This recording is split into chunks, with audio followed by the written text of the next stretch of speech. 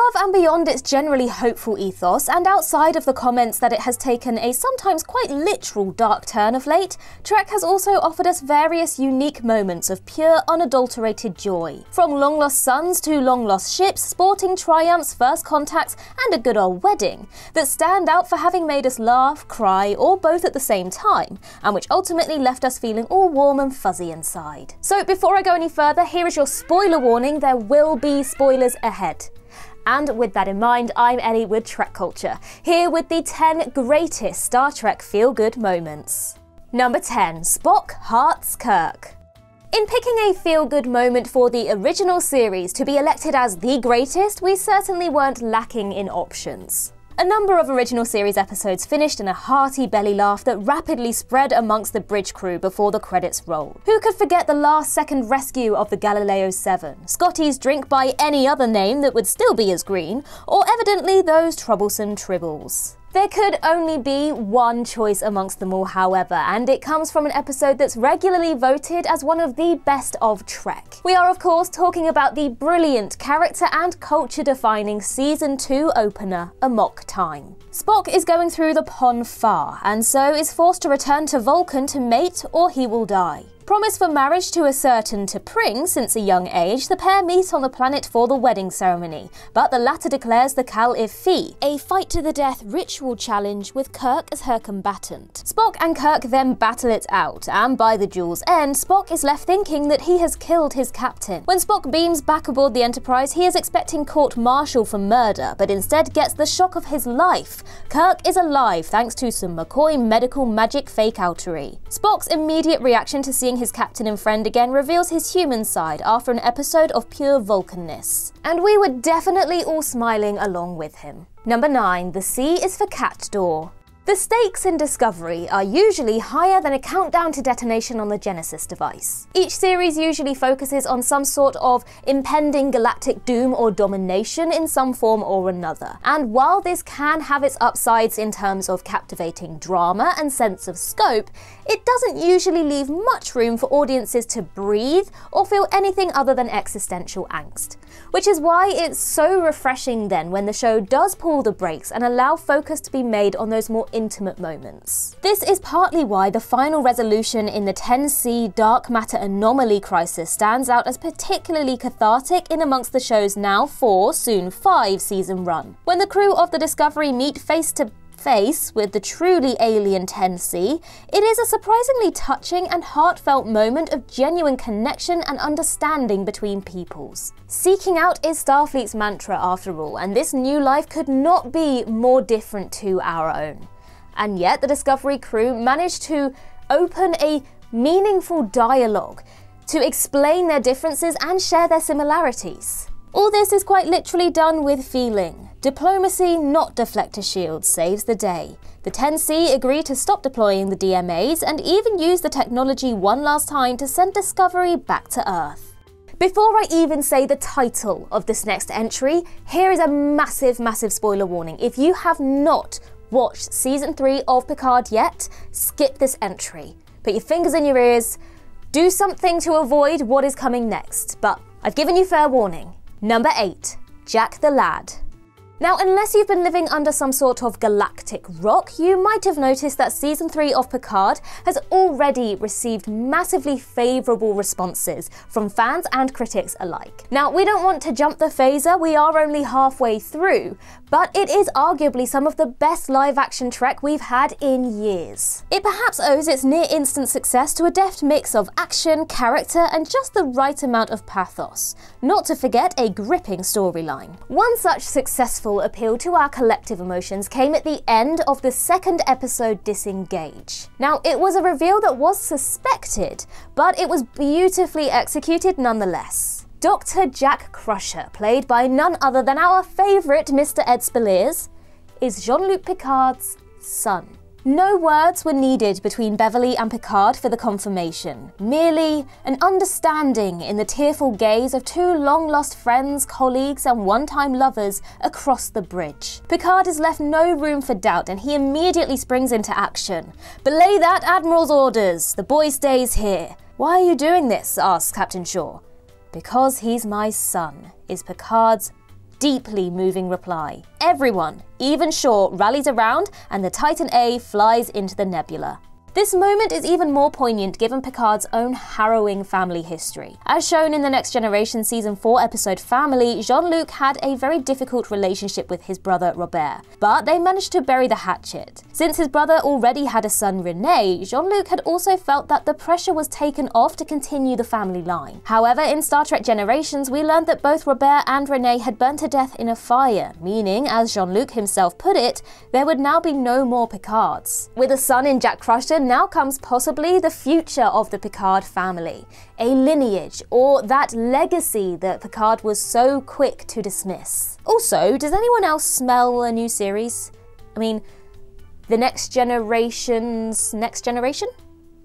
Star Trek The Next Generation? I don't know, Paramount Plus, what do you think? Number 7. Do androids do the electric slide? Data's Day. This little gem from Season 4 of The Next Generation qualifies as feel-good in its entirety, with a little Romulan deviousness as a twist. Data is recording his activities over a 24-hour period to assist Commander Bruce Maddox in a study. As he manages the finer details of daily life on a starship, he must also navigate the bewildering behind-the-scenes of a human wedding for which he is father of the bride. In his preparations for the marriage, Data realizes he will have to learn how to dance. And who better to teach him that than the ship's own dancing doctor, Beverly Crusher. On the holodeck, the lesson begins with a touch of beginner's tap, but Data's no slouch, and so things quickly move to the advanced steps. Data is so lovably and mechanically earnest that Crusher practically has to order him to stop dancing at various points throughout the lesson, to hilarious effect. The android's almost maniacal grin as his best attempt to act like he's enjoying himself is also pure feel-good for the soul. Now, behind the scenes, Gates McFadden was a renowned dancer and choreographer long before she was cast as Dr. Crusher in The Next Generation. And as such, she choreographed that dance sequence for those scenes, and she and Brent Spiner did perform them, although Brent Spiner did use a double for those overhead shots. Number 6, you're out of here! Take Me Out to the Holosuite is much beloved amongst fans of Star Trek Deep Space Nine. In fact, many of us here at Trek Culture own some form of Niners merchandise. The Season 7 episode is a sublimely sweet interlude to the deadly drama of the Dominion War, fabulously flamboyant, carefree and comedic, and wondrously whimsical in the way Star Trek does best. When the all-Vulcan vessel, the USS Tacunbra, makes a stop at Deep Space Nine in need of repairs, the ship's captain Solok, who already has vegan beef with Sisko and vice versa, challenges the station's crew to a game of baseball. Preparations for the match are as haphazard as they are hilarious, as more and more of the station's familiar faces are roped in, stumbling over the arcane rules and rituals of the sport. Rom also manages to cause a few concussions in the process. The memorable umpire Odo line, "You're out of here," that sends Sisko to the stands following a contact violation happens during the game itself, just after the equally comical captain's question to the shapeshifter, "What were you doing? Regenerating?" In the end, the Niners lose to the Vulcan Logicians, but the former have the moral victory. Perhaps the most joyous and touching moment of the episode is the crew's post-match celebration in Quark's bar, much to the irritation of Solok, who levels accusations of fabricating victory where none is to be had. The crew laugh it off and give Sisko a new signed baseball for his desk. Number 5, the Midas Touch. In an episode of Star Trek Voyager Season 6, Lieutenant Reginald Barclay makes his return to our screen, and with a great deal of help from Counselor Troy, makes two-way contact with the stranded ship for the first time. Initially, in the episode Pathfinder, it seemed that everyman and perennial underdog Barclay was suffering a relapse in his addiction to holographic environments. Working on a Starfleet project, he was using a simulation of Voyager to refine his plan to create a wormhole as a conduit for a message to the Delta Quadrant, by way of the Mutara Interdimensional Deep Space Arrays system. Quickly becoming obsessed, he started to spend most of his off and on hours at Pathfinder in the holodeck, with recreations of the crew of Voyager Voyager, and few, if any, believed in his singular plan. And this is half the reason why this episode's climax is such a joyous moment. After an epic game of hide-and-seek with Starfleet security and Commander Harkins on the holodeck, and a distinctly perplexed look on Holo Janeway's face as Barclay is forced to end the program before the simulated warp core simulates itself into simulated smithereens, the systems at Pathfinder start to bleep. It's a message from Voyager. Captain Janeway, the real one this time, struggles to hold back her tears as she speaks directly to Starfleet for the first time in about 6 years. Then, as the micro wormhole begins to collapse, comes the cherry on the icing on the top of the emotional cake. Barclay passes the interstellar call over to Admiral Paris, who has a message of hope for the marooned crew, and one for his son, Tom Paris. Tell him I miss him. Oh. Number 4. Porthos pulls through. At the start of the Star Trek Enterprise Season 2 episode A Night in Sickbay, we find out that Porthos has picked up a potentially problematic pathogen while going walkies with Captain Archer, Ensign Sato and T'Pol on the homeworld of the Cretaceans. The adorable little musketeer also relieved himself up one of the Cretaceans' culturally significant trees, a fact of which Archer would later have to rather theatrically apologise with a chainsaw, an interesting hairstyle and the careful placement of wood. It's touch and go for everyone's favourite captain's pet, and so Archer decides to spend the night in sickbay with the naturally tireless Phlox. In amongst the ups and downs and tense moments for Porthos, we get a wild bat chase, the filing of toenails, awkward dreams, and more Freudian slips than that time Dr. Sigmund tried out his local ice rink. The really uplifting moment, though, comes at the end of the episode. Archer returns to sickbay after his lengthy apology to the Cretaceans, anxious to see how Porthos is doing. The Beagle wakes up and bounds into the captain's arms, and the pair set off for home. We're even treated to one of Phlox's trademark ear-to-ear smiles. Optimism, Captain, as the Doctor once said. Number 3. Cetacean Socialization. There are a great number of feel-good moments in Star Trek IV: The Voyage Home.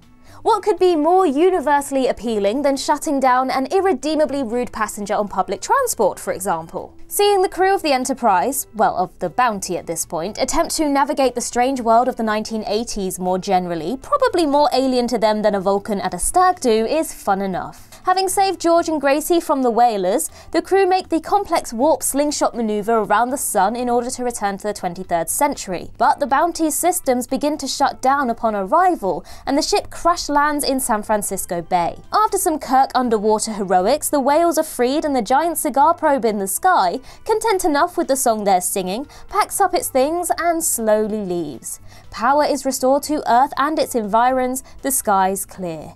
In a moment of sheer glee, the crew celebrate their victory while still clinging on to that sinking Klingon vessel. As the whales cavort in the distance, Kirk, Scotty, Uhura, McCoy, Chekhov, Sulu and Dr. Taylor whoop and cheer, jumping joyfully into the water. Even Spock looks like he's having a good time. Of course, the next scene is the court-martial, but they all get off with barely a slap on the wrist. Only Kirk is demoted for insubordination and gets a new ship in the process. Ah well, all's well that ends, whale. Get it?